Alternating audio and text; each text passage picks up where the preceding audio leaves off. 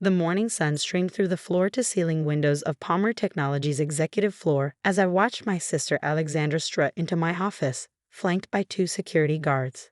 Her designer heels clicked against the marble floor, each step radiating the satisfaction of someone who thought they'd just won everything. The board meeting just concluded, she'd announced, her red lips curving into a triumphant smile. Effective immediately, I'm the new CEO of Palmer Technologies. My name is Katherine Palmer, and at 35, I'd spent the last decade building Palmer Technologies from a small startup into a billion-dollar empire. While Alexandra had been jet-setting around Europe, finding herself on our family's money, I'd been working 80-hour weeks, sacrificing everything to make this company successful.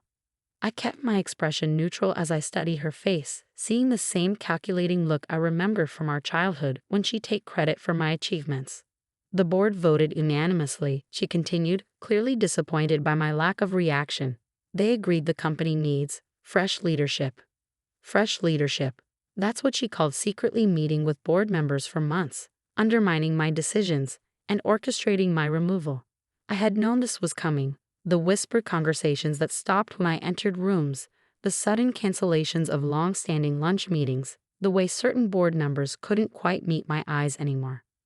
Here, she said, sliding a cardboard box across my desk. Security will escort you out once you've packed your personal items. We wouldn't want anything important to go missing. I stood slowly, smoothing my skirt. Of course, I'll need about an hour. Alexandra's perfectly manicured nails drummed against my desk. My former desk. You have 30 minutes, and I'll need your company phone and laptop. As I began carefully placing my belongings in the box, my mind drifted to 6 months ago, when I first noticed the signs of her betrayal. It was our mother's anniversary dinner, of all places. Alexandra had been unusually interested in the company's operations, asking detailed questions about our newest technology division and our upcoming board meeting schedule. I should have known then what she was planning. But part of me had hoped, foolishly perhaps, that my own sister wouldn't try to destroy everything I'd built. 20 minutes left. Alexandra called from the doorway where she was supervising the security guards. Oh, I'm having the locks change on your private lab. Can't have you accessing any sensitive projects. My private lab. The place where I'd spent countless nights developing the technology that had put Palmer Technologies on the map. The same lab where, 3 months ago, I'd made the discovery that would change everything. I carefully wrapped my coffee mug in tissue paper, remembering the night I'd realized what Alexandra was planning. It was after a particularly tense board meeting where she questioned every decision I'd made in the past quarter. I'd stayed late, reviewing security footage, and discovered she'd been meeting with board members privately for weeks. That night, I'd made 2 calls. The first was to my lawyer, James Chen. The second was to Dr. Sarah Martinez, my head of research and development. Both calls set in motion plans that Alexandra had no idea existed. 10 minutes, Alexandra said, checking her watch. Though there can't be much worth keeping. It's not like you ever had a life outside this office. I placed the last photo frame in my box, a picture of our father on the day he handed the company over to me. He believed in me, trusted me to take his small tech firm and turn it into something extraordinary. Alexandra had been furious when he passed her over for the position. You'll run it into the ground, she'd said then. You always were his favorite. But Dad had known what he was doing. He'd seen my dedication, my vision for the company's future. What would he think now, seeing Alexandra steal it all away? Time's up, Alexandra announced. The security team will escort you out. Just that being CEO involves a lot of responsibility. The board will be expecting results. Are you threatening me? She asked, her voice sharp. I picked up my box, meeting her gaze one last time. Congratulations on your new position, Alexandra. I hope you're ready for everything that comes with it. She frowned slightly, perhaps catching something in my tone. What's that supposed to mean? I smiled, adjusting my grip on the box. Not at all. Just offering sisterly advice. I turned to the security guards. Shall we? As we walked through the office, past the stunned faces of employees I'd worked with for years, I kept my head high. Let them see me walk out with dignity. Let Alexandra have her moment of triumph. Because in exactly 24 hours, everything would change. The elevator ride down was silent, heavy with the weight of what had just happened. As we reached the lobby, I caught a glimpse of my reflection in the polished marble walls. I looked calm, composed, nothing like someone who just lost their company. Outside, the morning air was crisp, carrying the promise of autumn. My driver, Thomas, was waiting with the car, his face carefully blank as he opened the door for me. "Home, Miss Palmer?" he asked quietly. "No," I replied, settling into the back seat. "Take me to the Milton Hotel. I have a meeting to prepare for." As we pulled away from the curb, I watched Palmer Technologies shrink in the rearview mirror, the building I'd practically lived in for the past decade, where I poured my heart and soul into every decision, every innovation. Alexandra thought she'd won. She thought that with the board's support and our father's shares that she'd inherited, she was untouchable. She had no idea that 3 months ago, when I first confirmed her plans, I put something in motion that would change everything. I pulled out my phone, my personal phone, not the company one Alexandra had demanded, and sent a single text to James Chen. "It's done. Proceed with phase 2. His response came immediately. "Everything's ready. Meeting set for 9 a.m. tomorrow." I leaned back against the leather seat, allowing myself a small smile. Alexandra had always been good at games, at manipulating people to get what she wanted. But she'd forgotten one crucial thing about me. I learned from the best, our father, and he taught me to always have a backup plan.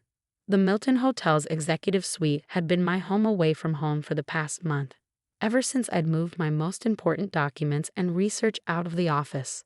Alexandra probably thought she was being clever, demanding access to my private lab.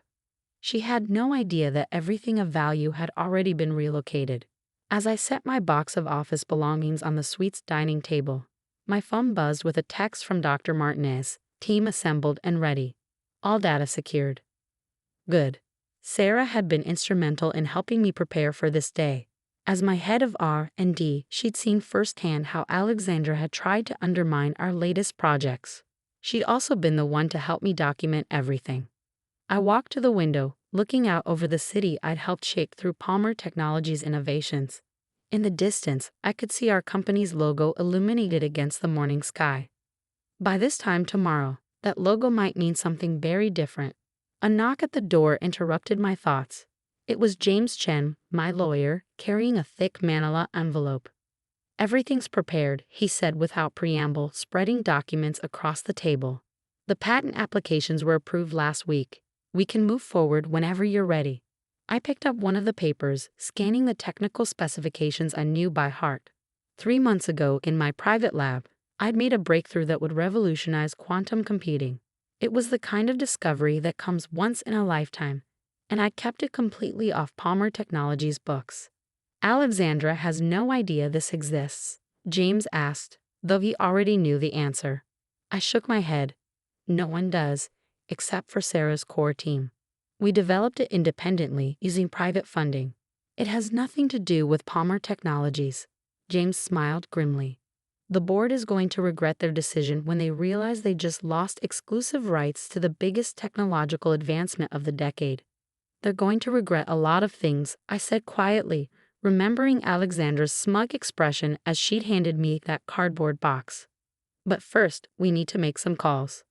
The next few hours were a blur of phone calls and meetings. I spoke with potential investors who'd been waiting in the wings, tech journalists who'd been carefully cultivated over the past months, and key employees who needed to know their roles and what was coming. By evening, exhaustion had set in, but I couldn't rest. Not yet. I ordered room service and tried to eat while reviewing the final details of tomorrow's presentation. My phone buzzed. A news alert. Alexandra had already given her first interview as CEO, talking about her fresh vision for Palmer Technologies and how she planned to modernize the company's approach. I clicked the video off halfway through, unable to stomach her practiced smile and rehearsed answers. She'd always been good at presenting herself to the public, at playing whatever role was required. But running a technology company required more than just good PR. Another knock at the door. This time it was Sarah Martinez, looking as tired as I felt. "The team's ready," she said, dropping into one of the suite's armchairs. "Everyone knows their parts. But Katherine, are you sure about this? Once we move forward, there's no going back." I looked at the woman who'd been not just my head of R&D, but my friend through all of this. "Alexandra made her choice," I said firmly. She chose to betray me, to steal what I built. Now she'll face the consequences. Sarah nodded slowly. It's just, she's still your sister. No, I replied, turning back to the window where Palmer Technologies' logo still glowed in the distance. She stopped being my sister the moment she decided to destroy everything I've worked for. As night fell over the city, I thought about all the moments that had led to this. Growing up in our father's shadow, both of us competing for his attention. Alexandra's resentment when he chose me to lead the company. The years of snide comments and subtle undermining. Tomorrow, everything would change. Tomorrow, Alexandra would learn that she hadn't just stolen a company, she'd started a war. And I was ready to fight. The next morning dawned bright and clear, the kind of perfect autumn day that usually energized me. I stood in front of the mirror in my hotel suite, adjusting my navy blazer and checking my appearance one final time. Everything had to be perfect today. My phone buzzed with a text from Alexandra. Settling into your office. The view is so much better from the CEO's chair. Hope you're not taking this too hard, sis. I smiled at her attempt to provoke me. In a few hours, that chair wouldn't feel quite so comfortable. The conference room at the Ritz-Carlton was already buzzing when I arrived. Tech journalists from every major publication filled the seats, their anticipation palpable. They'd all received the same cryptic invitation. Former Palmer Technologies CEO Katherine Palmer to make groundbreaking announcement. James Chen met me at the door, tablet in hand. Everyone's here, he said quietly, including 3 Palmer Technologies board members. I raised an eyebrow. Let me guess, Thompson, Rivera, and Chen. He nodded. The ones who voted against Alexandra but were outnumbered. They're curious about what you're planning. And Alexandra? Still at the office, according to our sources. She has no idea this is happening.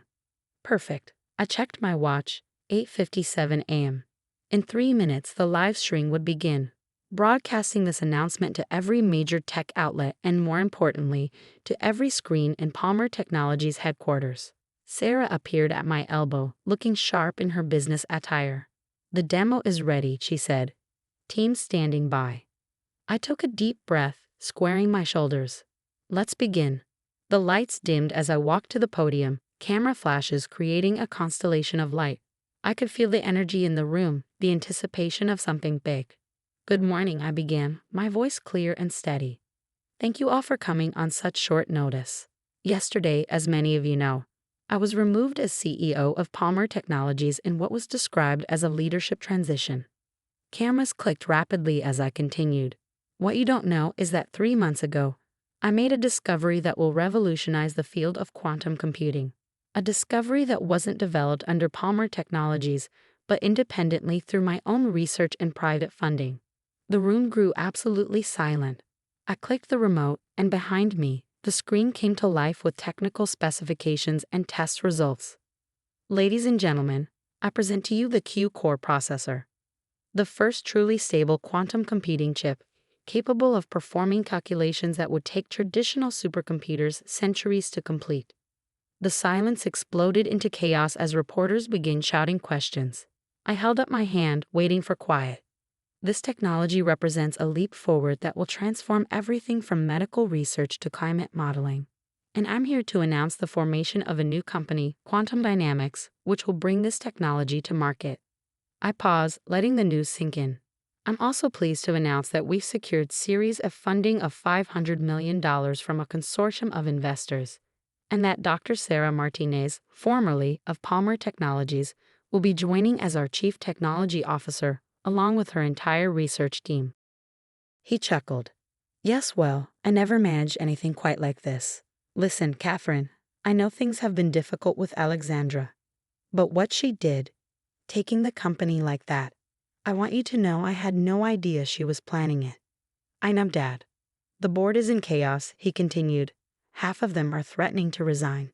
Alexandra is, well, she's not handling it well. Just then, the hotel's conference room doors burst open and Alexandra stormed in, her face flushed with anger. How dare you, she shouted, stalking toward me. You planned this all along. Dad, I have to go, I said quietly. Alexandra's here. Be careful, he replied before hanging up. I turned to face my sister, noting how her perfectly styled hair was now slightly disheveled, her designer outfit wrinkled from rushing over. "Alexandra," I said calmly, "shouldn't you be in a board meeting?" "You vindictive bitch," she hissed. "You let me take over the company knowing you had this technology in your back pocket. You set me up." I met her gaze steadily. "No, Alexandra, you set yourself up. You were so focused on taking what was mine that you never stopped to think about what I might create on my own." "The board will never believe you developed this independently," she said, but I could hear the uncertainty in her voice. "Every step is documented," I replied. "Every test, every trial, all funded privately. Sarah's team can verify everything. Face it, Alexandra, you won the battle for Palmer Technologies, but you lost the war." She stepped closer, her voice dropping to a whisper. "We're sisters. We're supposed to be family." "Family?" I laughed bitterly. "You stopped being family the moment you decided to steal everything I built. But don't worry, you got what you wanted. You're the CEO of Palmer Technologies. I suggest you focus on that, because by market close today, you'll have a lot of angry shareholders to answer to." Her face crumpled, and for a moment I saw a flash of the little sister I used to know. The one who would crawl into my bed during thunderstorms. The one I'd helped with her science fair projects. But that sister was gone, replaced by someone whose ambition had consumed everything else. "You've destroyed me," she whispered. "No," I corrected her gently. "You did that yourself." As security escorted her out, my security team now, not Palmer Technologies, I felt a strange mix of triumph and sadness. This wasn't how I'd wanted things to end with my sister, but she'd made her choices. The next few weeks were a whirlwind. Quantum Dynamics' announcement sent shockwaves through the tech industry.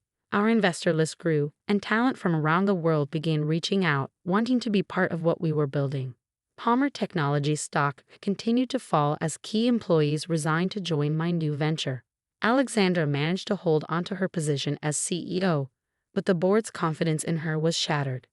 The company that had been my life's work was struggling, and part of me grieved for that. 3 months after the announcement, I sat in my new office, looking out at the city skyline. My phone buzzed with a text from Alexandra, the first contact since that day in the hotel. "I understand now what it means to build something, to have a vision. I'm sorry, Katherine, for everything." I stared at the message for a long time, remembering the sister I used to know, wondering if she was still in there somewhere. Finally, I typed back, "I hope you learned from this, Alexandra. Success isn't about taking what others have built. It's about creating something of your own." But Quantum Dynamics was growing faster than I'd imagined possible. We secured a headquarters building downtown, ironically, with a perfect view of Palmer Technologies' tower. Sarah's team was expanding, and early tests of the Q-Core processor were exceeding even our optimistic projections. She didn't respond, but I hadn't expected her to. Some bridges, once burned, can't be rebuilt. But as I turned back to my work, to the future I was building with Quantum Dynamics, I felt at peace. Alexandra had taught me a valuable lesson. Sometimes losing everything you've built forces you to build something better. She thought she was destroying me, but instead, she pushed me to create something revolutionary. As the sun set over the city, casting long shadows between the buildings, I smiled. The cardboard box she handed me yesterday felt like a lifetime ago. She'd meant it as an ending, but instead, it had been a beginning. Sometimes the best revenge isn't about destroying your enemies. It's about rising from the ashes of their betrayal to build something they never imagined possible. And I was just getting started.